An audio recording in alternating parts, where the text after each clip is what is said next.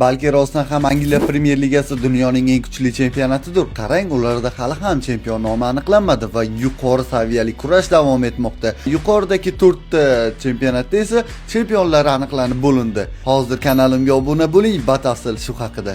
Xo'p, tushunarliroq gapiraman. Yevropaning top 5 ta chempionatlaridan 4 tasida chempion nomi aniqlandi. Bular Ispaniyada Barselona o'zining tarixidagi 28-chempionligini qo'lga kiritdi. Italiya A seriyasida esa Inter Scudettoni 21-bor qo'lga kiritdi. Germaniyada esa Bavariya 34-chempionligini qo'lga kiritdi. Umuman ular yakka hokimlikni o'rnatgan. Germaniyada yaqinda bir Bayer Leverkusen rekordni buzgandi, lekin ular yana seriyani boshlab chempionlikni qo'lga kiritdi mana. Va Fransiyada ham yakka hokimligi tobora yuqori darajaga ko'tarilib borayotgan Paris Saint-Germain ular Liga 1ni 13-marotaba qo'lga kiritdi va shu tariqa Yevropaning top 4 ta chempionatida chempionlik masalasi hal bo'ldi. Ularda hech qanday intriga yo'q. Endi ularni shunchaki rasmiyatchilik uchun uchrashuvlarni o'tkazish qoldi.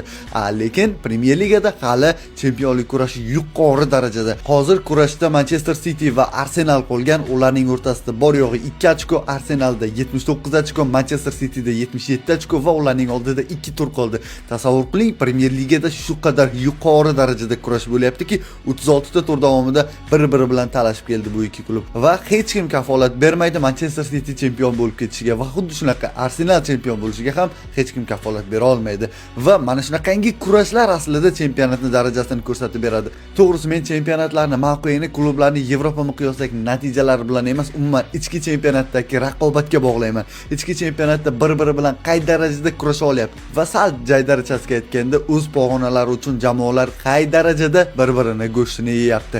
Shunga qarab baholayman. Shunga qarab belgilaydigan bo'lsak, Premier Liga qolgan chempionatlardan mutlaqo ustun va men bu fikrimda qolaman. Ehtimol o'zingizning fikringiz bo'lsa, buni kommentariyada qoldiring.